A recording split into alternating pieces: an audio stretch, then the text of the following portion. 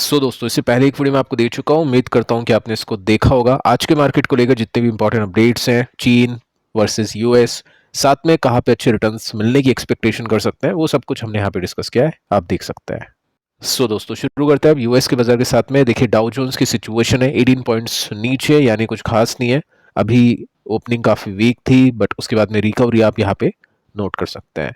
नेस्टे को भी देख लेते हैं, तो नेस्टे का भी काफ़ी नीचे है डाउ जोन्स के कंपैरिजन में, 1.5% के आसपास का फॉल है। तो क्या रीज़न है नेस्टे के गिरने का, और इसकी वजह से कल क्या हमारी जो टेक कंपनीज हैं उनके स्टॉक नीचे आ सकते हैं या फिर नहीं, उसको डिस्कस करते हैं। देखिए दोस्तों, नेस्टेक के गिरने के पीछे का रीजन है एनवीडिया, यानी वहाँ की जो टेक कंपनीज है उनके स्टॉक नीचे है। एनवीडिया को हम रिलेट कर सकते हैं एआई से, तो एआई के ऊपर कुछ ना कुछ प्रॉब्लम चल रही होगी, तब जाके एनवीडिया के स्टॉक क्रैश अभी के समय हो चुका है। रिटेल सेल्स अभी बढ़ चुकी है, तो उसको लेकर जो बाकी कंपनीज हैं उनके स्टॉक अच्छा परफॉर्म करे, इस वजह से डाउ जोन्स तो प्लस में है या फिर इतना गिरा नहीं है, लेकिन नेस्टेक ने काफ़ी बड़ी गिरावट को दर्ज किया है। आप नोट कर सकते हैं, यहाँ पे मेंशन कर रखा है कि नेस्टेक का जो स्टॉक, सॉरी एनवीडिया का जो स्टॉक है 6% के साथ में नीचे है, और उसके पीछे का रीजन है कि एआई जो कंपनी है वो 5.5 बिलियन डॉलर हिट कर सकती है, यानी उसका नुकसान हो सकता है, क्योंकि कॉमर्स डिपार्टमेंट ने डिसीजन लिया है लिमिट करने के लिए एक्सपोर्ट को, जो H20 एआई चिप है चाइनीज मार्केट के अंदर। तो चाइनीज मार्केट के अंदर एक्सपोर्ट नहीं होगा या कम होगा, तो डेफिनेटली यहाँ पे सेल्स कमाएगी, और सेल्स कमाएगी तो कंपनी का प्रॉफिट गिरेगा, और उस वजह से कंपनी का स्टॉक अभी के समय नीचे है। अब देखिए कितना नीचे, 6% के साथ में क्रैश है, और यहाँ पे आप ओपनिंग भी देखोगे तो गैप डाउन के साथ में स्टॉक अभी ओपन है। तो क्या इसकी वजह से कुछ कंपनीज के स्टॉक नीचे आ सकते हैं? जी हाँ दोस्तों, नेटवेब जो हमारी इंडियन कंपनी है, एनवीडिया के साथ में टाई अप है, उसके स्टॉक के ऊपर हो सकता है इम्पैक्ट पड़े। साथ में जो भी टेक कंपनीज है जिसको एआई के एक्सपोजर के साथ में हम देखते हैं या फिर देखा जा सकता है, उनके स्टॉक में हो सकता है कल के दिन हमको पैनिक देखने को मिल जाए। बाकी ये सब चीज़ें देखिए चलेगी, अगर ट्रेड वॉर के अंदर कुछ ना कुछ रिलीफ मिलती है तो यहाँ पे वापस से काम होना शुरू हो जाएगा, और ये सब चीज़ें आपको बताइए टेम्परेरी बेसिस पे होती है। ऐसा कुछ नहीं है कि कोई कंट्री को एक्सपोर्ट कोई कंपनी कम करेगी तो बाकी और कंट्रीज उनसे इंपोर्ट नहीं करवाएगी, तो ये सब चीज़ें चलती रहती हैं। बाकी ठीक है, अभी हम बोल सकते हैं कि नेस्टेक इस वजह से नीचे है। साथ में दोस्तों एक और बड़ी न्यूज़ आपके सामने रखना चाहूँगा, जिसमें आप फिच की रेटिंग्स को देख सकते हैं। अब ये जो रेटिंग है ना, काफ़ी क्रेडिबल मानी जाती है फिच की, और इसकी वजह से काफ़ी सारे जो स्टॉक मार्केट है अकॉर्डिंगली परफॉर्म करते हैं। अब देखिए न्यूज़ आती है अभी जस्ट 9 मिनट पहले, और इसमें आपको पता चलेगा कि फिच की जो रेटिंग है उसमें एक कट है पूरे वर्ल्ड की ग्रोथ का फोरकास्ट का, यानी जो ग्रोथ का एक अनुमान था उसके अंदर एक कट लग चुका है, और 2025 की जो एक्सपेक्टेशन है उसमें आपको 0.4 परसेंटेज पॉइंट्स का कट पूरे वर्ल्ड की ग्रोथ में देखने को मिलेगा। अब इसका मतलब टोटल वर्ल्ड के स्टॉक मार्केट अंडर परफॉर्म कर सकते हैं फिच की वजह से, या फिच की कहना है ऐसा, हम बोल सकते हैं फिच की एडवाइस है, या फिर जो रेटिंग है हम उसको देख सकते हैं। साथ में दोस्तों आप नोट करोगे तो चाइना और यूएस की जो ग्रोथ का फोरकास्ट है वो 0.5 परसेंटेज पॉइंट के साथ में कम हो चुका है। इट मीन्स जो सबसे ज़्यादा इम्पैक्ट होगा वो चाइना और यूएस को होगा, बाकी जो कंट्रीज़ हैं उनके स्टॉक मार्केट के कंपैरिजन में। अब देखिए इसका फ़ायदा काफ़ी इन्वेस्टर्स भी उठाएंगे, इंडियन कंपनीज भी उठाएगी, और गवर्नमेंट एजेंसीज भी उठाएगी। इन्वेस्टर कैसे फ़ायदा उठाएंगे, क्योंकि इसकी वजह से क्या होगा, यूएस की जो टेक कंपनीज है उनके स्टॉक्स नीचे हो गए। अभी एनवीडिया नीचे है, तो हो सकता है कल जो फैंग का इंडेक्स है, हो सकता है आप अभी भी देखोगे तो आपको पता चलेगा कि वो माइनस में होगा शायद। और किस तरह से देखते हैं, कौन सा इंडेक्स है, कल के वीडियो में मैंने आपको बताया था। और जो अपना फैंग ईटीएफ है मेरे एसेट का, वो भी उसी से रिलेटेड है। तो हो सकता है उनकी कंपनीज के स्टॉक नीचे जाए, इन्वेस्टर्स को मौका मिले, क्योंकि काफ़ी अच्छे पैसे बनाने की कोशिश की है इन्वेस्टर्स ने। अभी जब एक ड्रॉप आया था उसके बाद में अच्छी तेजी हुई थी। बाकी कंपनीज को बेनिफिट हो सकता है, यूएस और चाइना की लड़ाई की वजह से काफ़ी कंपनीज इंडियन एक्सपोर्ट कर सकती है यूएस मार्केट के अंदर, और साथ में हम बोल सकते हैं इन्वेस्टमेंट भी आ सकता है चाइना से हट के इंडिया को। अब दोस्तों आते हैं कंपनीज को लेकर। विप्रो के Q4 के रिजल्ट आ चुके हैं, रिजल्ट कैसे है, एक्सपेक्टेशंस मीट हो चुकी है या बीट हो चुकी है, उसको देखते हैं।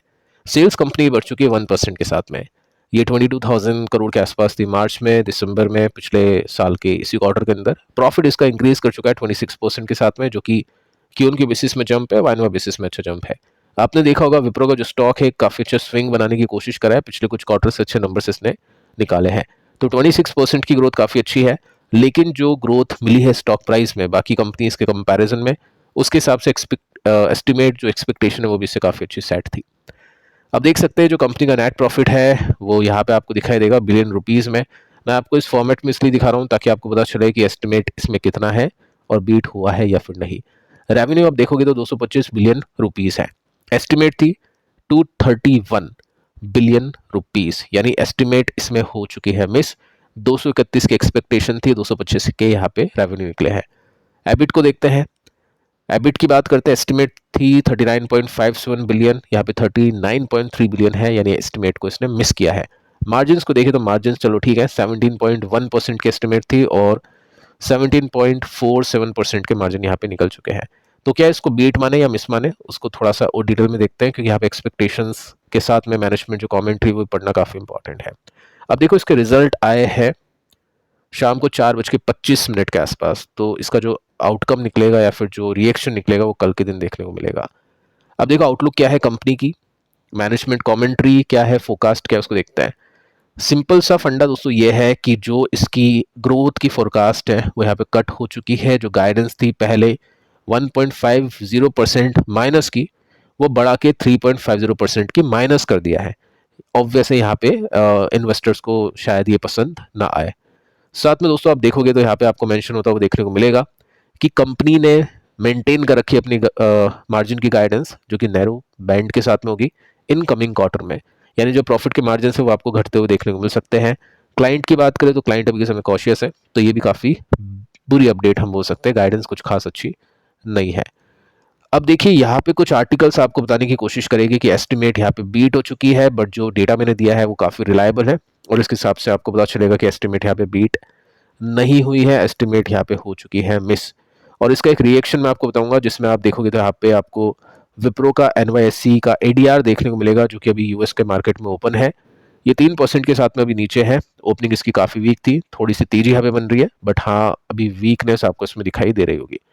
स्टॉक के रिटर्न्स देखें तो काफ़ी वीक है, अभी कुछ टाइम में कोविड के बाद में इसने ठीक ठाक से यहाँ पे परफॉर्म कर दिया। बाकी 2000 से लेकर 19 तक, यानी 19 साल के रिटर्न्स आप देखोगे तो 24% माइनस के थे।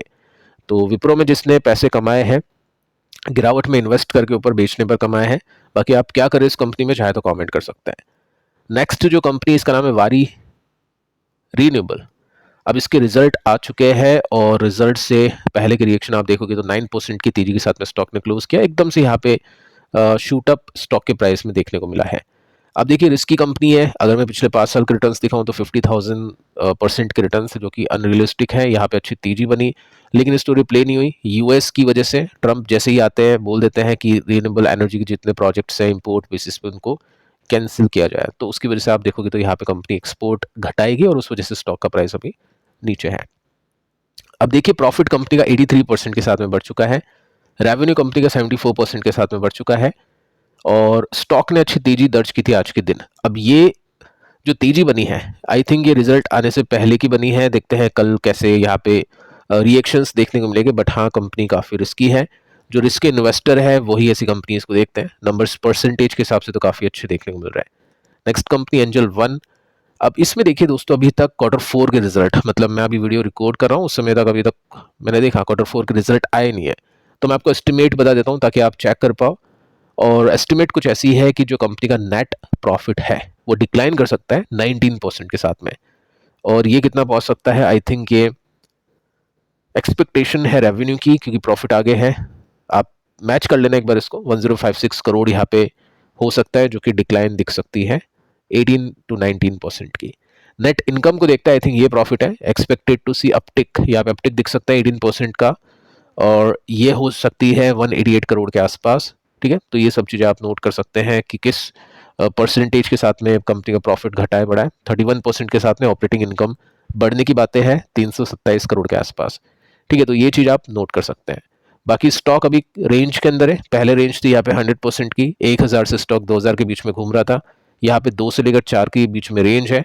देखते दोस्तों डब्ल्यू पैटर्न बनता है या फिर नहीं।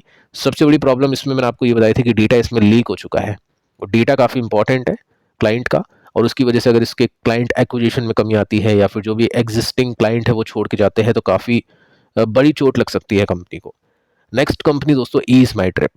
अब इसमें एक न्यूज़ आती है जिसकी वजह से स्टॉक आज 8% के साथ में क्रैश होता है।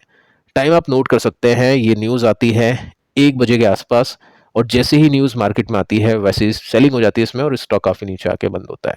अब न्यूज़ क्या है, देखिए दोस्तों, न्यूज़ सेक्शन में आपको लेके जाना चाहूँगा और इसके अंदर आप देखोगे 16 अप्रैल 1 बजे की न्यूज़ है और इसमें आपको दिखाई देगा कि ईडी ने यहाँ पे रेड मारी है कंपनी पर।